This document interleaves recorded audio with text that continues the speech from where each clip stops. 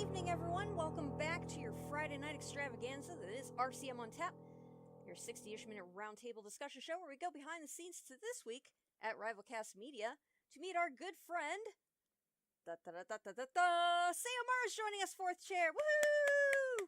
Whoop whoop, Yay! ninja. Good evening, all. Oh, that's right. We were going to call the stream that, weren't we? You really want to save that for Scott next time you have him on. Yeah. It's very true, because he's actually enthusiastic about this versus me, who I'm not at all. not at all. Well, maybe Not you at were all looking enthused for about him and you found him in a dumpster, and therefore we found you in a dumpster. No, that's a completely unrelated story, but I'm happy to. Related this week, though. There were dumpsters related this week. Am I still quiet, really? I'm just going to have to yell at you guys. I don't know. No. We've tried everything at this Hold point. on. Technical difficulties, ladies and gentlemen. Do do do do do do do do do. So we wait for that to be fixed. Sayo, I heard you. Do you like talking about your job? I do enjoy my job. I mean, it is nice to get paid over the summer for doing effectively nothing. But, Oh yeah. I mean that's always a plus. But so my new job has decided I'm learning a lot about. So I was told that it was a heavy Hispanic district. I was not told that it has a large Chin immigrant group to it as well. So that's Okay. yeah. So That's there's that. So I get to deal with two different language groups neither of which I speak fluently. So, but mostly, generally speaking, kids speak it better than the parents in most cases. Let's see, I've been moving into my classroom and been beaten to death by meetings all week because, when you get a new job, it's always important to make sure that your employees feel like they're overwhelmed with useless knowledge, most of which they've already forgotten by the time they finish the first meeting. And, and the best part of the week, the highlight really, is that apparently books have no value in our society anymore. And that's really all. That's true. No kidding, man. I really wanted to take a picture of the dumpster full of books and put a caption over "State of American Education," and I felt that I didn't really want to lose my job in the first week, though. So apparently, the library at the school I work for, the librarian has gotten the idea that anything that has not been written in the last 10 years she's just getting rid of it. It's gone. Adios, amigo. And so there's literal dumpster full of books right now that I've been saving periodically. Now, mind you, teachers being the somewhat, knowledge-friendly base that they are, most of the teachers have been grabbing books as well. But I think I'm the first one to actually go at it with boxes and boxes of effort. So Bring an actual truck. I had the conversation with the librarian. I'm like, and it was a serious conversation. If I just back my pickup to the truck, like I'm harvesting sweet corn, and just fill it, up Basically. with books until I can't fill it anymore, because the approximate volume of my pickup bed and the approximate volume of the dumpster seems similar. Yeah. I figure, we're looking at about 300 to 500 books probably in the back of the pickup. So, in addition to the 3 boxes of books I've already saved, a large variety of Stephen King, some Terry Brooks, some kind of obscure history. I think I found an original Frank Herbert Dune sitting there. Or if it's not an original, it's like dates back from the 60s. Like it's hardcover. It's, it is old school. That alone should probably pay for the whole trip. It's actually worth anything. It's in better shape than a lot of the other ones. There's a ton of Dragonlance books, which I imagine it would depend on because sometimes with those fantasy books, you tend to run into problems of printing runs. So there'll be a really short printing run on some of those books, and they just become really hard to get. So even though these books are well loved, Yeah. and in literally having the covers taped back on in a lot of cases, If it's an obscure book, then it doesn't matter if that's all the only way you can get it. That's the only way you can get it. So yeah, it is what it is. I just like how the cutoff's like 10 years. Like, anything in the last 10 years, we don't want to remember. We don't want to remember. We don't want to remember anything. The 21st century was a new beginning. 2016. And so was apparently 2006. So 2006 is when I graduated from college, so for me it was a new beginning. So are you saying all knowledge should be purged from before your graduation? I'm saying certain knowledge procured in college was probably better off if we could purge it from our memory banks. Alas, we don't, so we learn from it and move on. But... So yeah, that's been my week in a nutshell. Then just getting ready for kids. Kids come Tuesday, so yay! To be a babysitter. Oh, well, I teach math. I'm not a babysitter. I'm more, torturer and pain inflictor. So. I was actually thinking that should be like the title for that. The schoolmaster has arrived. You like just with your ruler. Yeah. Just have a bullwhip sitting on your desk. What's that for when you screw up? And you will. The other highlight of my week was finding out that I'm apparently teaching 3 sections of junior high. Like, that was not what I was told back in June. But okay. Surprise! Surprise! Extra work! By the way, you know how you thought you were doing 3 preps? Nuh-uh. You're doing 4 now. Woo, woo. Don't worry, we're not going to pay you any extra. Well, I mean, they run an 8-period day. So it's like, so each section is like 44 minutes. So, Wait. Literally, it's like 44 minutes. It's not like 45, 50. It's not like a 5 number. It's literally 44 minutes. Yeah. That makes no fucking sense. I'm just going to say it out loud. Ah. Who came up with the... Well, let me guess. Some administrator who's never taught a day in their life wrote up that schedule. Well, current Iowa law, and I can only speak to Iowa law, only requires you to have 3 years of teaching experience, at which point then you can become an administrator. 3. So you're still essentially a rookie, and you can... And you too can run a school. You too. You too. You can run a school, and you can run a school. That just seems like some sort of infomercial. I've actually... You too could run a school. I actually advocate the position. I don't know if I ever actually said this on your show, but I think I've mentioned on Farfield once or twice that we should honestly not let teachers run schools. Yes, you talked about that. Yeah. We should actually go to the point of teach as a school administrator should be taught like a hospital administrator, where you are given the skills, basically the basic HR skills, the people skills, the financial skills, basically that you are running an organization. The days where a principal is the lead teacher are long since past us. And frankly, most teachers don't, most administrators, the part of their job they seem to take least seriously is the actual evaluative process of actual teachers. Where if you had, what is American education, kind of the state that it's in, well, And I think that would help to some degree with the whole, the average administrator lifespan is like 3 to 5 years. And I don't think turnover would be that much better if it was an actual school administrator rather than a principal or superintendent.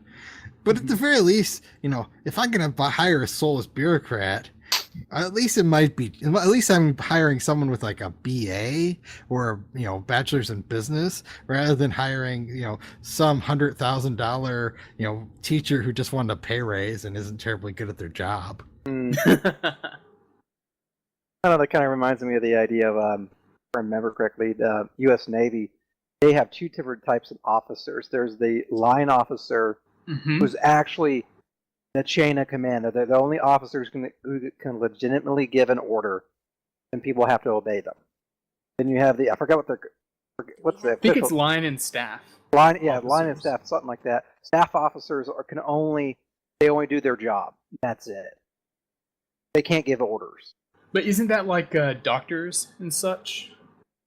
I want to say because there was a guy I went to high school with who joined the Navy they helped pay for med school, so that's always a plus. Mm-hmm. And part of it was he didn't even have to go to like OCS or anything. He just had to go to some leadership training, however long, kind of thing, and he was good. Because I mean, really, if he's going to be just a Navy doctor, he's not going to be giving orders or anything like that are battlefield. No, they don't put those people in the field. I'm just saying. Yeah. Well, actually, they do put those people in the field, but they don't put them in charge of infantry units. So. No, they don't put them in charge of actual commands. They put them far in the back, and then they normally have like corpsmen doing all the work in the front.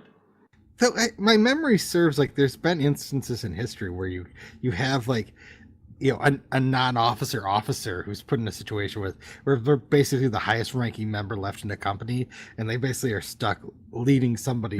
You're leading stuck this with me. Yeah. And in that case, you're in an extreme situation. Somebody needs to be in charge to get everyone out. And it might as well be. I would hand that off to the highest enlisted person. Because technically, so fast. That guy knows what he's doing. You can't follow their orders. Officially, you can't follow their orders. I mean, suggestions like, hey. Well, that's why they usually tie it into. I thought it was like doctors, Corps of Engineer type people, like civil engineers and stuff. It was more of those types of. No, even like actual supply officers who actually are on the ship. Supply, yeah, that makes sense. There's several. The only reason I know this because I read a science fiction book and they actually. It was like literally took the modern U.S. Navy and put it in space. They talk about all these legal stuff. It was kind of cool. It was like Jackson in space. Right. That was always my favorite aspect of Star Trek is the naval ranking. And I think you guys talked about this a few weeks ago. I've been listening through the On-Tap archives, and I think you were talking about Killer. I apologize. There are no. Actually, I'm listening to them backwards, so I'm listening to the most recent episodes. Even worse. It gets progressively worse as you go. Oh, don't say that. It's actually pretty good. Wait, hold on. If it's getting pretty good, that means it's going back to our earlier stuff. It was better than our current stuff. That's what I'm hearing. So we're getting worse. Thank you, Sayo. No, for letting us know. If he's listening in reverse, Yeah, that means the older stuff is better. It's all good. Don't deny yourself. Sorry. What we were trying to get to? How dare you? I'm going to start a Twitter hashtag campaign now. All my 5 followers or whatever. Mm-hmm. So, what was your point? I'm sorry, you were listening to earlier episodes? Only that you had also brought up the point that there are no enlisted people in Star Trek other than Chief O'Brien. That's right. I did bring that up. Oh, yeah, because there is Chief O'Brien. The only that's one. what he meant. They kind of, and even before that, they still made it where he had, I think in the Next Generation, he had like ensign or lieutenant pits. And then for Deep Space Nine, they invented the enlisted insignia, but they like gave it to no one else really. Well, the problem with a lot of the early Next Generation stuff is it's hella inconsistent on almost all fronts. Oh, sure. Like, then there's people wearing the wrong uniforms around. Like, why are you? They didn't know what they were doing with a lot of that stuff. I actually, one of the cool things about Babylon 5 is that... yeah, I knew this was going. No, one of the things about Babylon 5, if you ever look at the uniforms, the male and female officer uniforms actually open in different directions. So you know how women's shirts button from one way, men's shirts are button the other way. They're actual officer uniforms, women's officers... They're open one with the men open the other way. But you'll occasionally see a woman walking around in a man's shirt, or like the officer shirt, because somebody in costuming didn't know. I forgot about it. Yeah. I mean, it never happens with the mainline cast, but occasionally it's just a random extra. Yeah. They just couldn't find one for that extra that day, and they were just like, screw it, just put this on. God, that was such a great show. I don't think I can watch it now because shows have themselves matured and gotten better. But it's the first season. I've still not seen it. Yeah. See, the problem is the first season was never that good. No, that's true. I mean, I never I started really I watch a couple. There are a couple episodes in the first season that are really great, and then especially in the last like 6 episodes or so. But once you get to the second season when Sheridan shows up, then it's like I would say everything for the second season, basically the end, is all still pretty watchable. I've recently, when I was down on after my gallbladder surgery, I watched a bunch of Babylon 5, and then I got into the Monster Hunters International books. And those are so good. Yeah, they are really good. I really enjoyed them. I haven't read the most recent one, the one that came out officially in August. But Grunge. Yeah, the one Ringo John wrote. Ringo. Yeah. I need to read that when it comes out. I'm going to read it when it comes out officially. But no. It's out. It is out officially. It came out like August 1st or something like that. Oh, did it? Okay.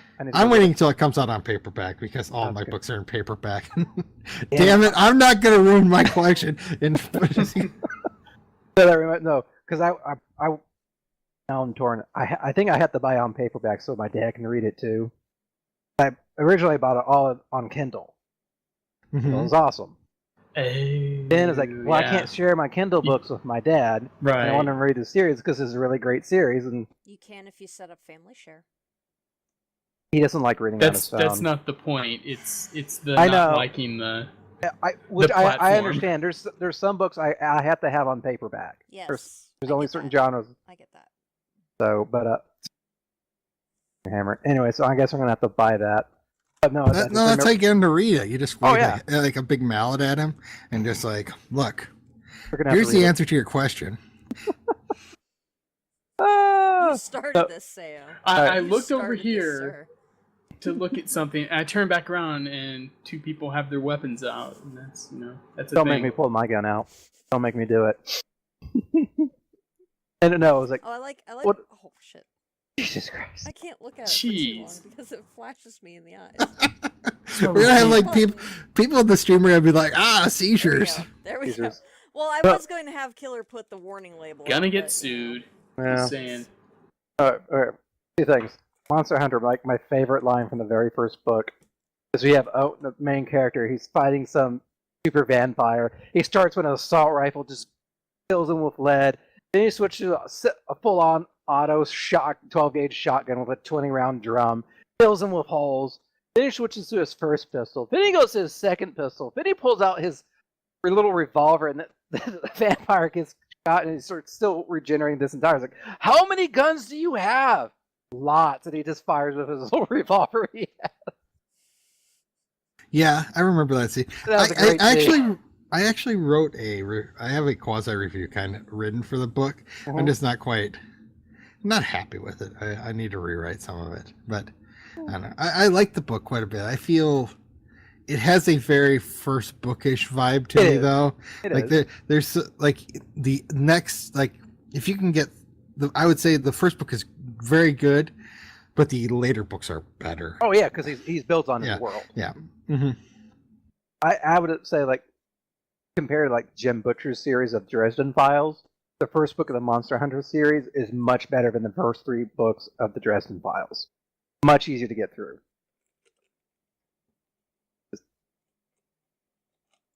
Yeah, I mean, John Ringo's first book has that problem too. But John Ringo has a lot of problems of doing his books in spurts.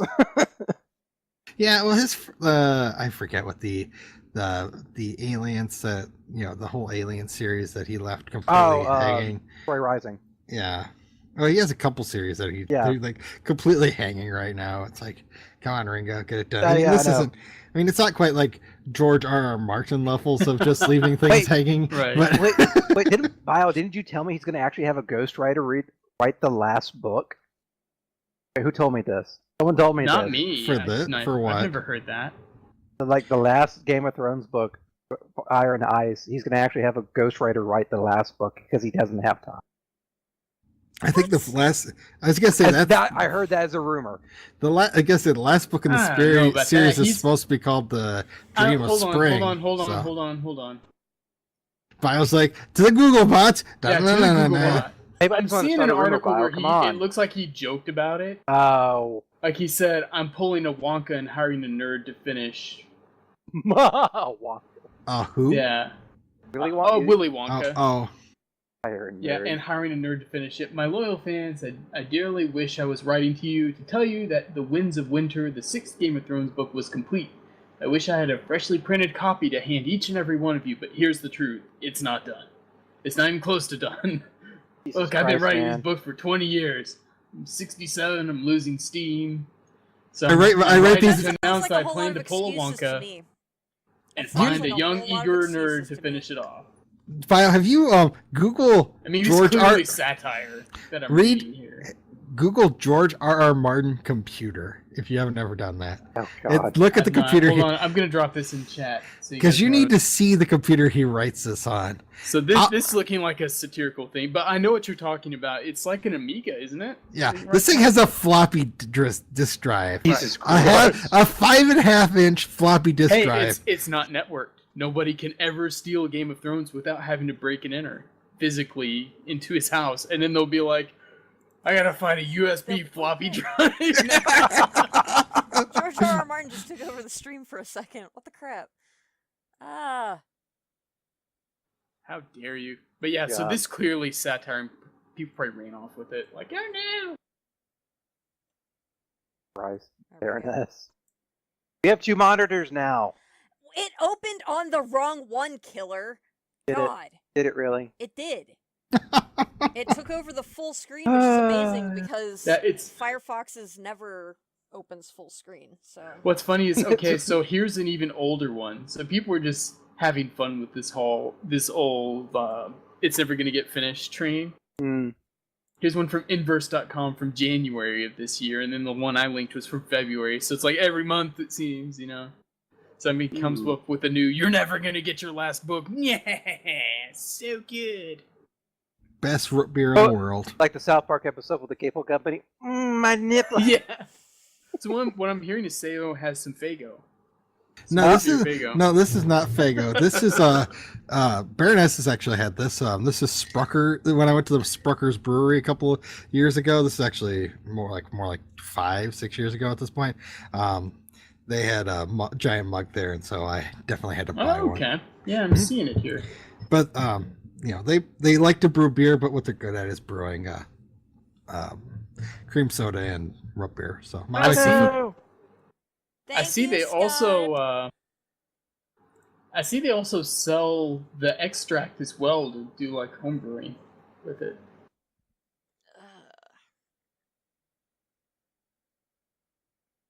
Silly Skype. Just click the camera thing. Yeah, they sell like a gallon of just root beer soda extract from this company for $19. Interesting. Yeah, I think mix it in with 4 gallons of water. I think when I mailed it to Cleveland a couple of years ago, I think I spent like too much. Too much. Shipping is kind of ridiculous, especially. Well, it wasn't as bad as you would think for like 5 cases of root beer or whatever the hell I sent. So, nonetheless, it was highly amusing. All the same, it was worth the effort, and it was all with gift card or like prepaid credit cards that were about to expire, and I was just so you'll have to toggle your video. Yeah. Back on. Forgot about that. Yeah, we've had this issue. Glad we confirmed when we had Seraphis on the show. We're not the only ones that deal with this. Nope. Wait, you don't want the shadow? Come on. Oh, we still have the shadow. the shadow is pretty awesome. I mean, we did talk about Babylon 5 earlier, so Shadows. Mm-hmm. Oh, back to Babylon. I think my favorite part of that show was it actually showed characters actually changing over time due to the circumstances they went through. Mm-hmm. That was the best part of that show. No, and characters acting in a logical way. Exactly. Like, I never felt like anyone was just being stupid for the sake of being stupid. Well, they didn't do something because the plot, the script called for it. So, yeah, I think, I mean, that's the problem with the first season. It's the first season, it's just set up, it's world building, and that's fine. But it's, gotta make it entertaining. Yeah, it's okay for 1994, I think, 1993, 1994. Yeah. But in the modern world, it's a lot better just to be like, I'm going to start with season 2 and just let all that Membari stuff be Membari stuff. Yeah. Yes, four-line warships. Good times. There was a really cool graphic a couple of years ago. It was like the scale of like the biggest ships in the universe. Oh yeah. Mm-hmm. And and so the Vorlon Planet Killer was actually fairly high on that list.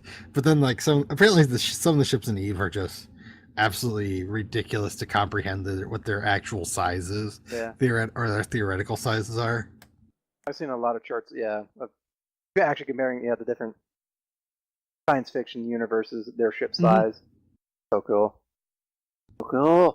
I have a really cool concept for a science fiction starship, but I've never actually shared it, and I'm not going to here because it's mine. It is mine, and damn it, I'm going to write this story one of these days. God damn it, you tease. Basically, I think I've devised the perfect intergalactic starship, and it's not what you would expect it to be. Giant sphere, isn't it? Nope. Is it the Borg cube? Because that would make me laugh. Nope. Is it I guess we're playing 20 questions now. Well, I'm not going to answer any questions because it's my idea, damn it, and I'm not sharing it. To my knowledge, it has never been done. Well, I'll have you know, it must be modeled after Neil deGrasse Tyson's Ship of the Imagination. Bio. The wolf is not happy. The wolf is not happy at all.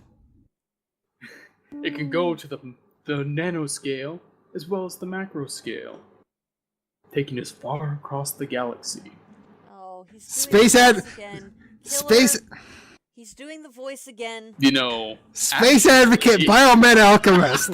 This is not what we want from you.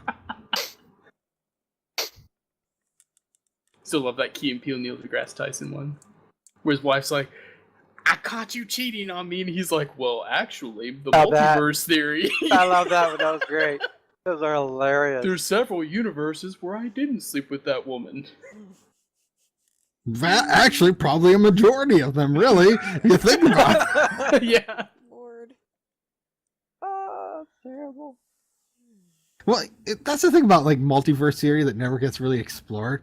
Is we think about multiverse theory in terms of did I do one action versus another action? Yeah. But multiverse theory is more about like atom placement. So if a single atom is moved from one location to another, I mean, you should have an infinite number of universes that are exactly like this one, but the oxygen molecule is like 1 nanometer to the left in that universe. Well, not even a nanometer, it's even smaller scale. Yeah. But you should have a theoretically infinite number of universes that are exactly like this one, except for some immeasurable, small change at the atomic level of virtual, and then you can multiply that exponentially for every single atom in the universe.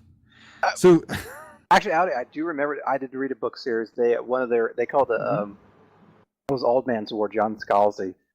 Their means of faster than light travel was called the skip drive. Basically, they made what was it? A pocket of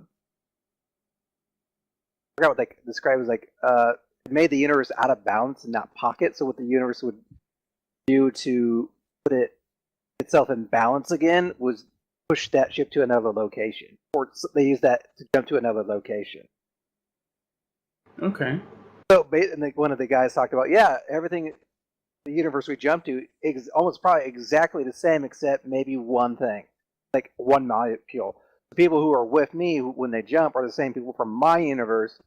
People who did other jumps didn't come to you are from different universes. I'm totally explaining it badly, but no, we talked about it. It was pretty interesting.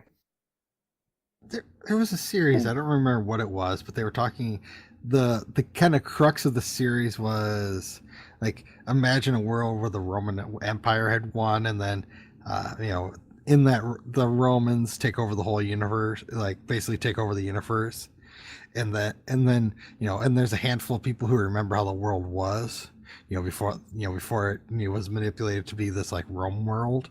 And and then they like jump realities, and then there's a world where like the Amazons ruled. I'm trying to think what it is. I don't honestly remember, but the whole crux of it is that the people really controlling the universes are the colonies of microorganisms that are the whole make up the majority of biomass in the in this planet, and those organisms have such a long theoretical lifespan, like the whole death of the universe looks like a short period of time to those things. So Nice. so they're manipulating these different humans in this case and other races, so that they will spread them throughout the universe. So basically humans are basically a carrier for these organisms, so then they get to Mars and all these other planets eventually, and they become more powerful the more there are of them. And so they're like, how do we stop the end of the universe, because it's like 5 seconds to us, to these large global organisms that think on really long scales, where humans are like 100 years. So and that's a interesting perspective. That is. But was it like, I forgot, it was a long time ago.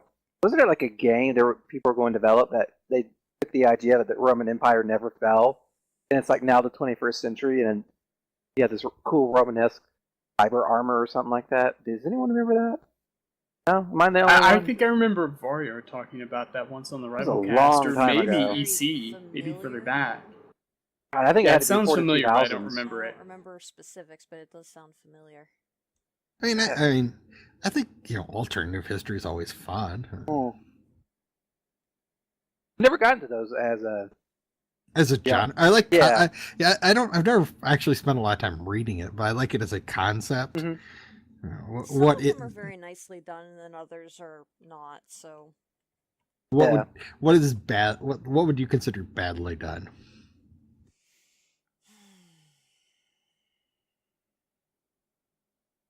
I don't have a specific thing that comes to mind right now. What throws your flags up? Like, what kind of thing? I mean, when you read a book, what makes you think like, yeah? Is there, I've had a lot of like random episodes of On Tap lately I've been listening to, so I've had a whole bunch of your questions like, oh, I wish I could answer that. And one of them was like, what's the worst book you've ever read? And I'm like, I was thinking of that, like, there was this really bad Stargate Atlantis novel that I got 5 pages into and just like, this is terrible. And so, and that to me was the worst book I've ever read. And the reason why it was terrible is because I felt like every single line was A, something that was very obvious to somebody who had already watched the show, and B, incredibly obvious to anyone who had ever watched the show. And they kept going like, I need to explain this. Oh, Mr. Ford Aiden Ford is a good friend to Colonel Shepard. They used to serve together before coming to Atlantis. It's one of those show me, don't tell me sorts of things, and it goes down to what makes a good writer versus what makes a really, like, you want to be nice to this person. You're sure that this person is a very, very nice person in real life, but you don't ever want to read their stories again. And thankfully, there's, at least where I'm at, you read more of the, okay, this has promise, this has talent, than the, oh my God. I was just impressed that I was surprised this was a published novel in in this universe. I'm like, dear God. I mean, I know Bio, enjoyed Atlantis. I don't know if you ever read any of the Atlantis books, but I have tried to avoid most of for just about anything I watch on TV. I'm not interested in the reading material unless I'm told it's canon and the original people were involved. Like, nope, not interested. You see, I like extended universe stuff. I mean, this is kind of how I made my mark in the world, is doing Warcraft book reviews and things like that. And I enjoy it when it's done well, but there's also, even in Warcraft, there's a lot of crap. I mean, they're like the two primary WoW authors, Richard Knack and Christy Golden. Both have done really good work, and they've also done some not so good work. But in those cases, a lot of the bad also tends to become corporate direction. Like, we want you to write this. Somebody takes over. Yeah. Well, not even somebody taking over. It's just they're an author for contract. hire, and at the end of the day, if Blizzard says this character has to do the X, Y, and Z, then that character has to do X, Y, and Z. And it's and because you're author for hire, as long as they do it, that's fine. Doesn't matter if it's good or not, how it's implemented. I'm gonna and you can kind of tell, like if you read some of the really early WoW novels, how a lot of it's not near as scripted. It feels like they're giving the author a lot more leeway. Right. And that and that Times works. Change. Yeah. And in some cases it's also not good. There are also some not good times in that. Yeah. But I don't know. I enjoy extended universe stuff. What are you gonna say, Killer? No, I was thinking of the Halo series because I think it's about the only book series I've read that are extended for a fictional universe. I remember they were great. For the most part, they were pretty good. Except for there was one book. I think it was the novelization of the very first game, but it wasn't very good. They actually they had a different author that they had write some of the other books, and it wasn't very good. But I was thinking those actual books, besides the game, defined the universe for all the fandom. Literally defined it. Everyone thought, this is how things go. These are how these characters actually act. And I remember reading when Bungie did their final Halo game of Reach, which they had already... that was their very first book written for the universe. And it was completely different from the game. Yeah. There was a few people complaining about this. Yeah, there was a lot of like, why'd you do that? If you had just done the book or taken the certain sections of the book, the storyline would have been amazing. Even though, if you take the storyline from Reach, the Reach game, it was okay. It was interesting, but it just wasn't what people wanted. No, I remember reading later there was a theory out. I don't know if it was theory or confirmed that the actual author who wrote the first couple of Halo books did it on his own. He didn't really consult with Bungie. Because Bungie was part of Microsoft, and the guy was working for Microsoft. Mm-hmm. So, from my remembrance, is a lot of Bungie employees who actually did the universe did not like how he interpreted it or wrote it. There was a butting of heads, and they had to just take it, and later on hence why Reach was different from the book. The other universe, I was gonna say, the other universe that's done pretty well is the Mass Effect and Dragon Age stuff. But most of the writers on those series tend to be writers for the actual, like, BioWare writers. Yeah. And the ones that are bad tend to be people who are not actual BioWare writers. Like, it's pretty one-to-one, and like, this is someone who actually writes for BioWare. BioWare's writers tend to be pretty top-notch. Like, these are people who can obviously handle a novel. They basically put a novel's worth of dialogue into all their games. It makes sense that... Well, they have intimate knowledge of the universe, where they can go to Bob next door in the next cubicle and get, hey, what would happen if Shepard did this and this planet and this? Yeah. Mm-hmm. So actually, most of the Mass Effect books tend to focus on Anderson. Oh, but you know what I mean? Yeah. You could find out exactly what characters would do in this universe because you have the first-hand knowledge right there next to you, versus an author who gets hired outside the company to write it. Are you looking forward to Mass Effect Andromeda? Not really. I could care less. It was a great series. I'm not excited for it though. Yeah, I'm kind of middling on it myself. I'm like, They screwed us in the third one.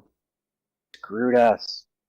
Have you ever read, like, some of the, like, this Mass Effect 3 is one of those things that got so much bigger than the actual game at the end. Like, some of the things theories that people were trying to put together to explain away the end. It's beautiful. Like, how the synergy and well, it kind of has that. I mean, this is what I enjoy about the Song and Ice and Fire community right now. It's like these people who are just clinging to anything. Like, dear God, like, there's so much like random conspiracy thinking out there, and like people just digging through it, and it's beautiful in its own way. Yeah. It's also kind of sad in another way, but that we're not just moving on with the world. But there's something like really eloquent about a well-constructed conspiracy theory that it's almost art after a fashion. It really is. It is. I mean, sometimes they sound really, really good too. It just doesn't hold up under scrutiny, just like a lot of these theories. Well, it's the good ones that the surface inquiry, they actually survive that. It's when you have to like dig really, really deep before the theory starts breaking apart. Mm-hmm. Those are the best kind. And at least if you're doing it in a fictional world, yeah, you can at least step back and say, yeah, this is just silly, superfluous stuff I do to, kind pass the time. Yeah, pass the time, or this is what I do to like ease my brain after my day job, which is stressful or whatever. Mm-hmm. Whereas if you're doing this in the real world, well, that's probably not a terribly healthy thing at all. So, or you sell water filters, in addition to supplement your income. So indeed, gotta make bank. I had to bring. I was gonna say I had to bring Bio back into this conversation. He hadn't talked in a while. I don't feel like it's a conversation with Bio if we haven't referenced InfoWars in some way, shape, or form. Wait, have we referenced Asians? We need to reference Asians. That will bring all that back. I did find some books on World War II in the Asian theater. So just before I popped over into the studio channel, I was listening to Pandora, and the last song that was up was by the group Asia. It counts. No, it doesn't. Yes, it does. Although speaking of World War II books, I need to finish the Old Breed by Sledge. Fictional account, not a fictional, non-fictional account of a Marine during the two previous landings. I think the last on Okinawa. I still need to finish it. I'm like halfway through it. One of the books I found was apparently a survivors take, like 7 survivors take on the nuclear blast in Hiroshima. Wow. Mm-hmm. If you're looking for like kind of weird random stuff, Last Train from Hiroshima is actually a really interesting account of the people who survived both nuclear blast. Like there were like 7 or 8 people who were in both nuclear blasts and actually lived through it because of random circumstances. Because I forget what they basically, after the first nuclear blast, they shipped a whole bunch of the survivors over to Nagasaki. Hiroshima, yeah, that's right. And because I think one of the automotive plants, they were workers at the first over in Hiroshima, and then there was another automotive plant that they were working for, or that was a sister plant in Nagasaki. So they basically said, "You're workers, therefore we're going to ship you over there, and you can work over there." And obviously that did not work out so well. It did not. No, they survived, or no. Obviously, I mean, yeah, they were definitely, those 30 people or whatever it was, survived, and 8 of them lived into modern times. So yeah, no, but very good book. Scott actually speaks very highly of it. There's been an updated version because apparently there was a whole lot of controversy about the original publishing, but that again, I forget what the actual controversy was, but it was something fairly illegitimate, but it caused a bunch of internet controversy. You know how that goes. It could be anything now. Anything. It literally can be almost anything.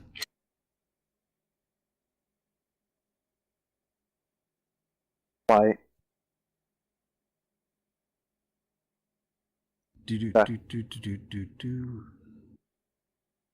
Everybody's yelling at Baron in chat, and I don't know why. They love him. Hi, Baron. How are you? He's like the norm of the Twitch chat, I guess. Pretty much. Yeah. They're getting all psyched. Norm. He'll be coming up in a few Baron. minutes. I mean, it's better than Scott's work where we, mock and, tease most of his current employees. Yes. Oh, well, we have a Twitter DM group that the Farfield guys are in, and we often hear about the happenings at Scott's work. Oh, At trailers, where everybody knows your name. Yeah, trailers. Well, it started out by he was talking about how he thought one of his employees was going to die.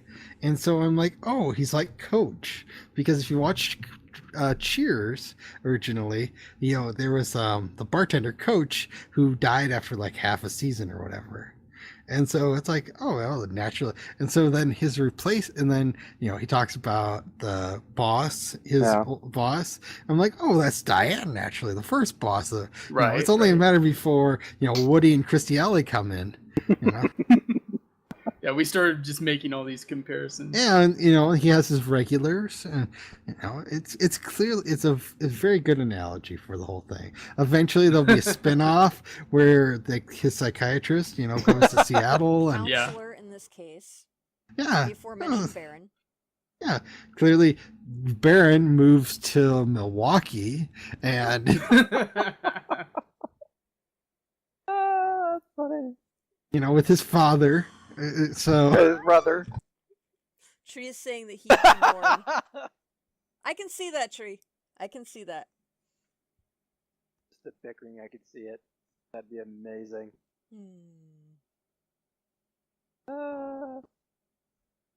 Yes, you would be Frasier, Baron. You would be Frasier. Yeah, that's what we were getting at. And the best part would be then, occasionally, Baron would have his own radio show in Milwaukee, and from time to time when Frasier, and his brother would have to come in occasionally and cover for him, and it would always be a disaster. Killer's like, oh, Sayo played the long game on this one.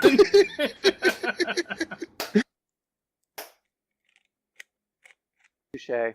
Does Frasier have a sister? I don't think he has a sister. I don't think he did, no. No. Although I'm trying to remember, I remember watching some video talking about how they had a continuity error between Cheers and Frasier, like because of the wife. Mm-hmm. I forgot what it was. Like at one point they're married, and then it's a different woman or something like that. I can't remember. Something weird. No, they had the same one. Oh. And what was it then? Was it? It was, if I remember right, it was Freddy's age. The son. Oh. That's what it was. Okay. Whose son? Okay. I truthfully don't remember Frasier. Yes. I don't remember Frasier's son at all. My wife's actually. That's because he lived in Boston with Lilith. I know about these things. My wife's actually been watching these things. Mrs. Sayo has been watching Frasier lately. So.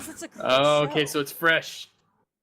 Well, yeah, I haven't been watching it. I would just occasionally, when I come up from my basement and go upstairs, I see her watching it, and then I walk by and go back downstairs.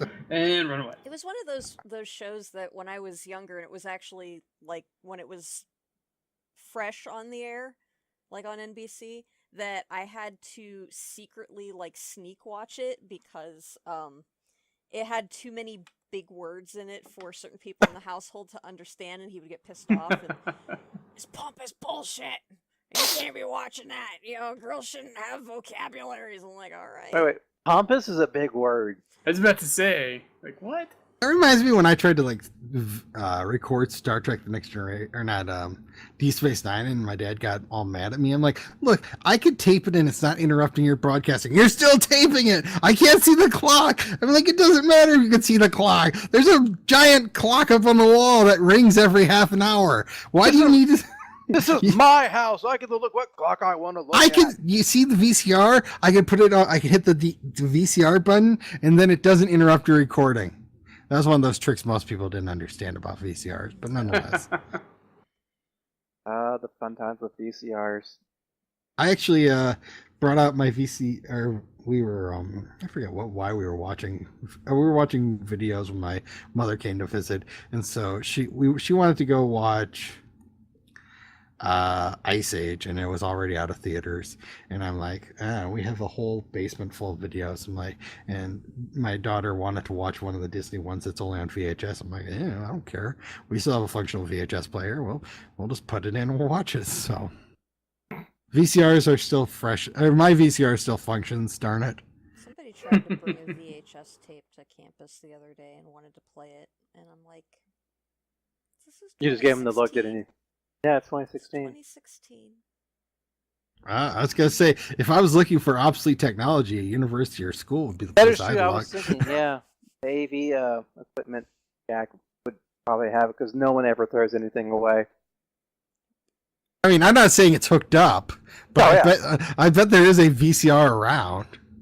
Well, the Just have to go campus find it. opened in 2000, so Give it a time. Oh no, see VCR, yeah, it's still there. There should still be like a combination VCR DVD player on. Oh, yeah. Yeah. I mean, there's probably no Laserdisc players, Oh, no. but I mean, I know my school back in the late 90s, early 2000s still had Laserdisc players hooked up to TVs. I was like, yeah. We still had reel-to-reel projectors. I actually walked by a real projector 2 days ago. So, you know, but it's interesting how a lot of that stuff. Killer Your Faces makes that worth it. Yeah. Tell them about the vinyl player.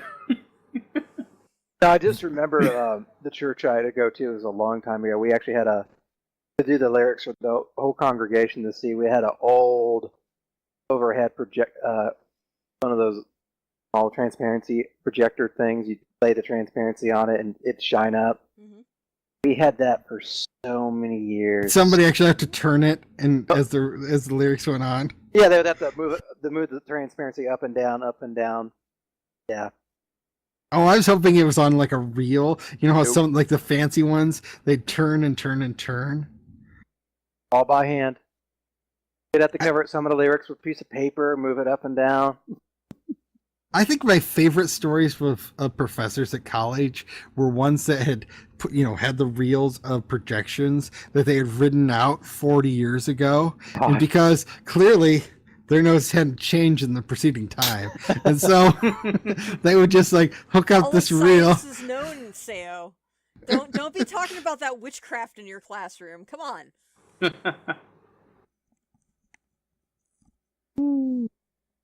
Science is settled. Come on, We made the discovery, and we are sticking with it.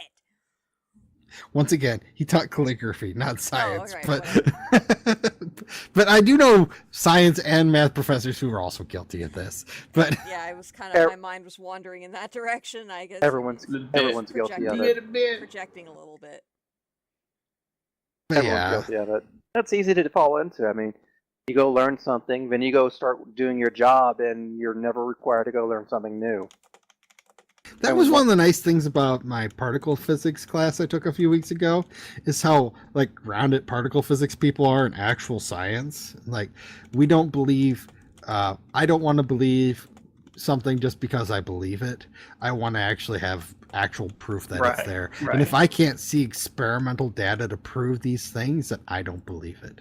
I think I have reasons to suspect that it is true, but belief is shown through data, not through desire. So far, it hasn't been disproven. Mm-hmm. So until then. Well, not even that though. Like they were very much on the line of, if we can't prove it, this is just theory, and theory's fine. But at the end of the day, theory's just theory. And you can that's actually really, especially when you're dealing with very cutting edge science. Oh, yeah. Like particle physics is. So I mean, and I learned a lot about like Higgs bosons, and like we're understanding things about neutrinos that we didn't understand about neutrinos even 2 years ago because of the labs they're doing, or a lot of the research they're doing. It's actually, and a lot of it, Fermi Lab is actually really active. People thought when they shut down the main collider loop that they were going to kind of shut down in general, but like they have like 6 or 7 major experiments still going on. Oh wow! Mm-hmm. Their big ones are doing neutrino experiments. So they have apparently like the way you build a neutrino detector now is you just hook up a whole bunch of PVC pipe with light detectors in it, and just about 40 feet by 80 feet of PVC pipe, and just wait for the neutrinos to interact with that and cause a some sort of electrical interaction. It's apparently the largest piece of plastic in the world. Nice. So when are we getting a warp drive? I think a warp drive still ways off. Yeah. Although, what was it? I keep hearing about it. I don't. It's like the electronic EM drive. Mm-hmm. That's some guy developed, and he said, "Hey, it works. I don't know why it works, but it works. And it completely challenges how we do physics and everything." But and, I don't think we've actually like put it in space and actually no. done Everyone's experiments testing on it, and everyone's getting like weird results. It's like one group will get no, it doesn't work, and one group's like we're getting something, but we don't know what. Well, there's still aspects of electrical behavior we don't understand. Yeah, that's what like electrical and radio interactions. That they're the physics of like even silicone interactions are not fundamentally understood. But at the same time, I mean, they're understood better than some interactions. The problem that that we're running into right now is that we understand electricity and magnetism pretty well. Like of the scale of things we understand we understand those interactions the most because it's what we interact with the most. We understand sunlight. Sunlight is electromagnetic radiation because it's visual light spectrum. We understand magnetism. Once again, magnetism manifests itself in a fairly straightforward way. And there's a relationship between electricity and magnetism because if you put electricity through metal, it causes a magnetic field increase, all that blah, blah, blah. Yeah. What we struggle with is what are the things that actually hold atoms together, like the strong nuclear force, the weak nuclear force. The Higgs boson was basically a band-aid when they combined the electromagnetic force with the mathematically with the weak nuclear force, because theoretically there should be no mass to anything at that point, which obviously there's mass in the universe, so something happened. So the Higgs boson was a way to cover up the fact that mathematically shouldn't have worked. Yeah, and those are things you never thought you'd care to hear about. So But it's really cool. I like, everyone makes this big deal about the Higgs boson. I'm like, why do we care about the Higgs boson? Now I understand why the Higgs boson matters, because it's one of those. Apparently the big book about the Higgs boson, the God particle, it was a publisher choice to call it the God particle, not because they wanted to sell books. Because because they knew. I think the scientists wince every time it's made. Yeah, like, I think the actual nickname wasn't so much the God particle, was the God damn it particle, because they couldn't find it. The damn that thing. Is right. That's what it was, and everyone's no, we just got to call it the God particle because it sounds a whole lot better than God damn it. Because we can't print God damn it on the book. Sure, you can. FCC will sit there and go bleep bleep. bleep not at the time during all the press conferences. Because this was like what, the early '90s.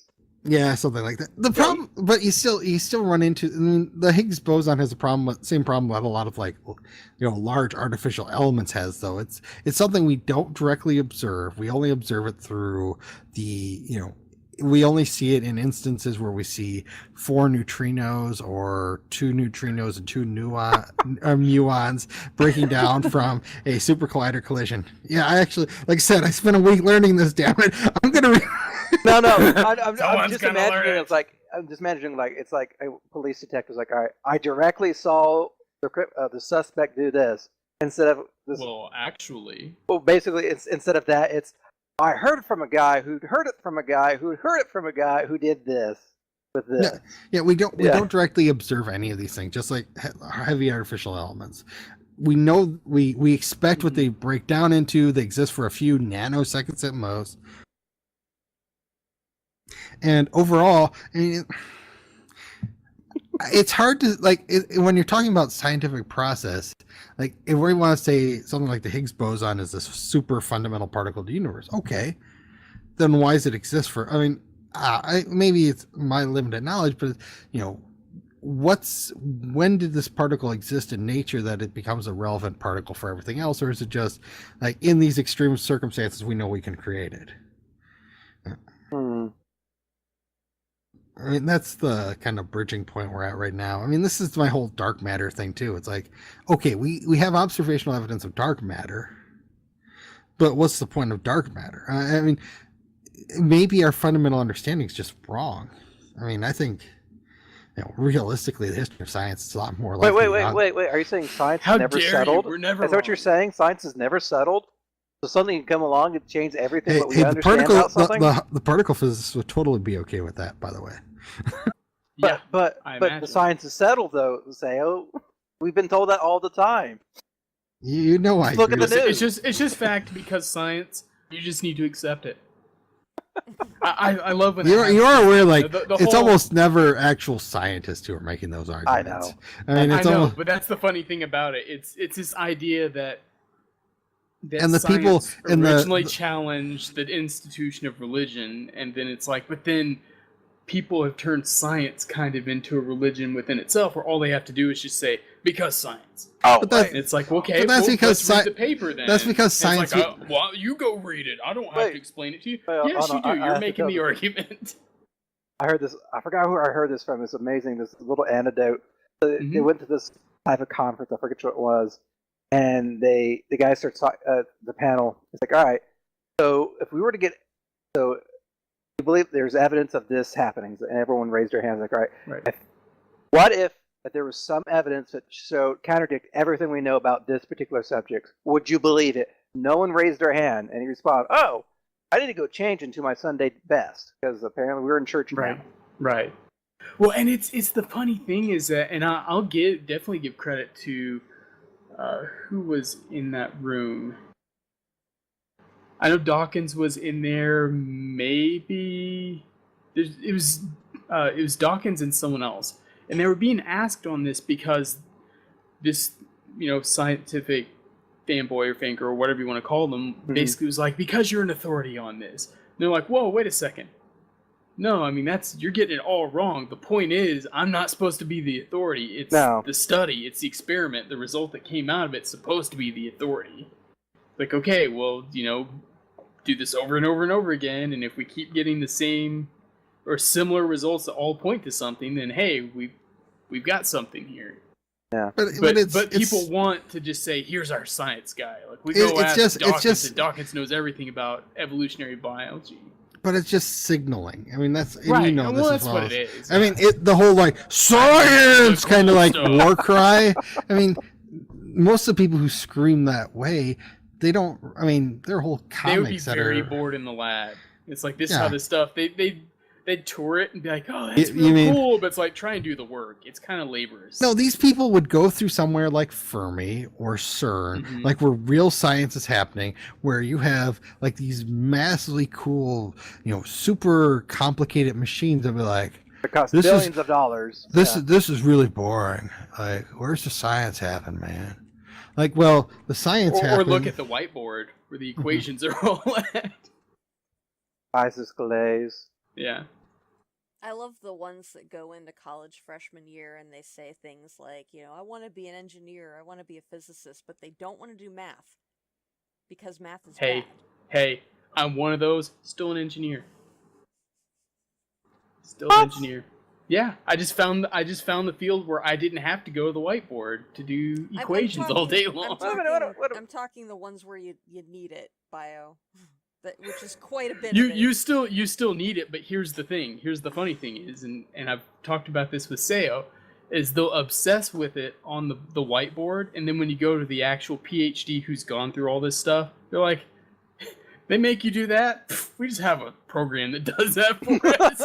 What do you think we have math lab for? Yeah, exactly. Yeah, math lab. The problem, though, here's the thing, and this gets back to like what I do as a math teacher, is that you have to have a fundamental understanding of how the operations work, so that you can.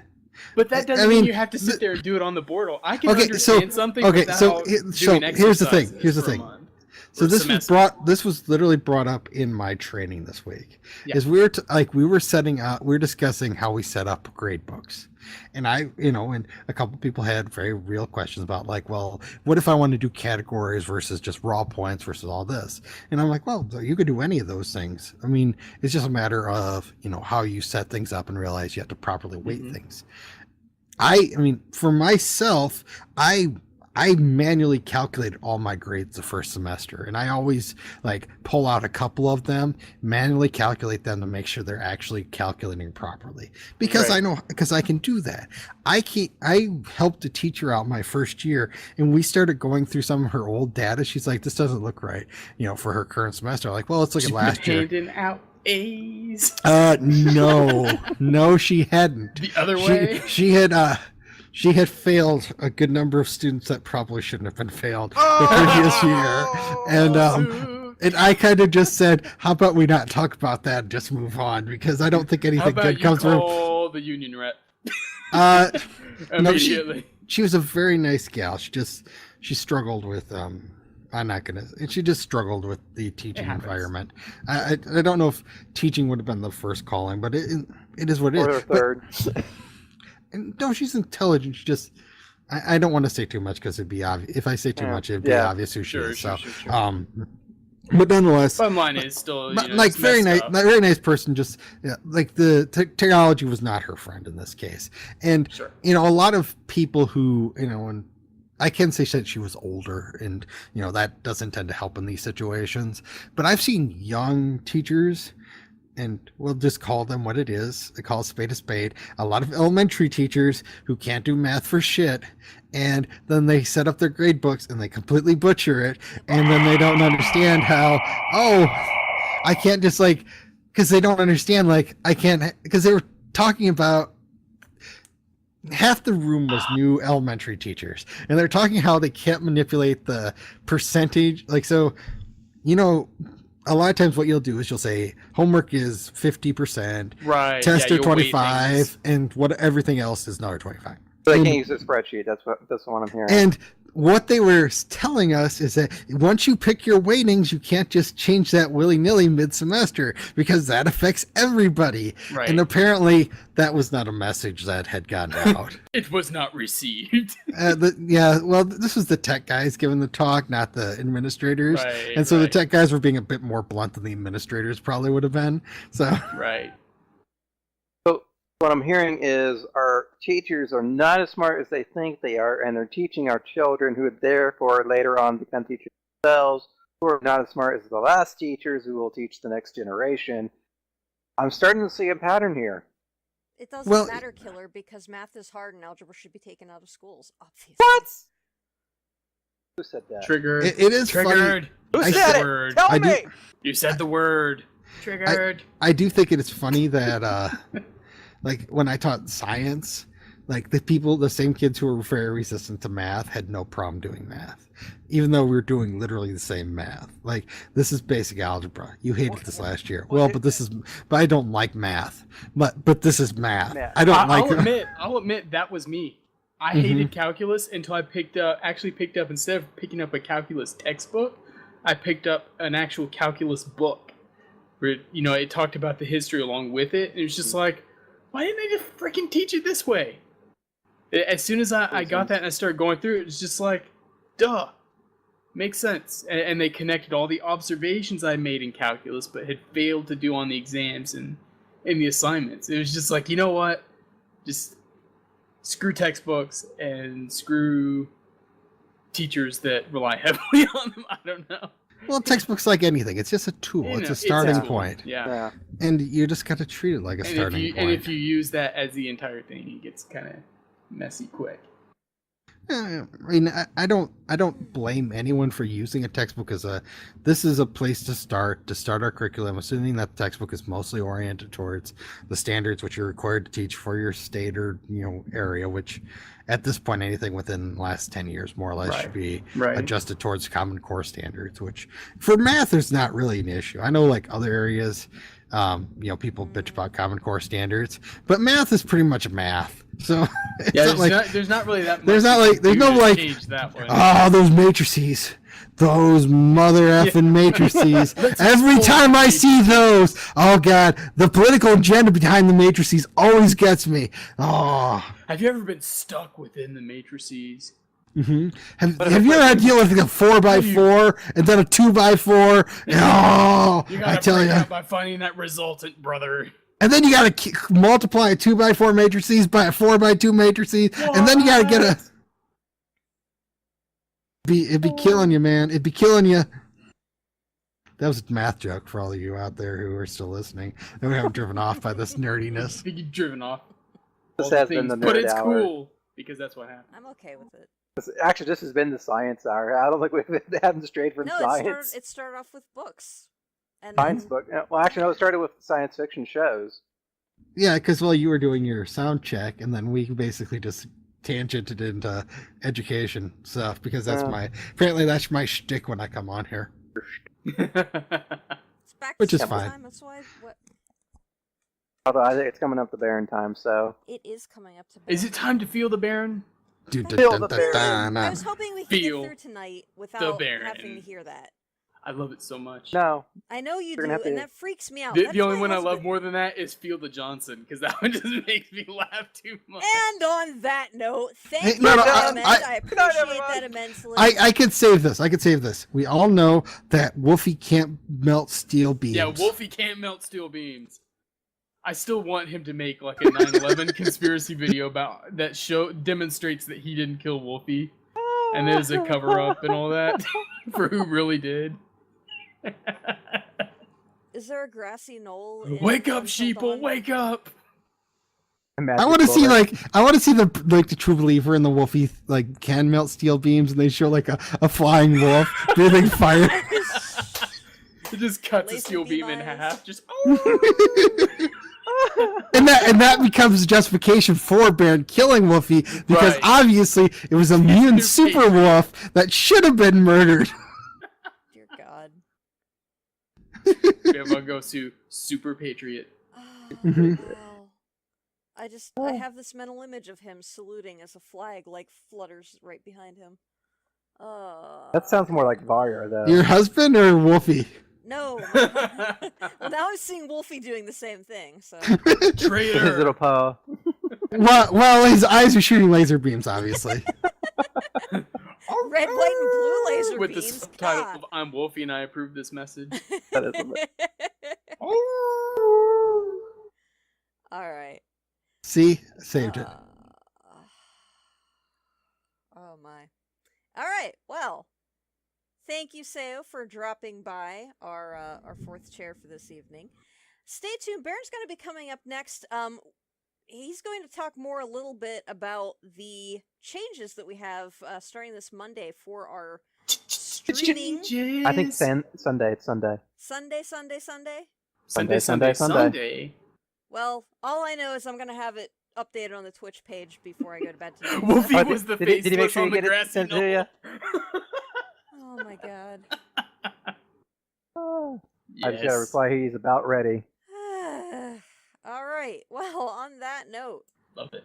Baron will be up next. He'll tell you all about the rest of our streaming schedule for this weekend. Join us. We will be on Ghost in the Podcast on Sunday at our normal 5 o'clock hour, unless something else has changed that I don't think it has, though. Oh, you mean you and Baron, Yeah. not we. Queen's we. Oh, I see. Mm-hmm. I see how it is. See how it You can is Ghost in messed the up. Podcast with me. That's Could fine. I? Yeah. you Could I?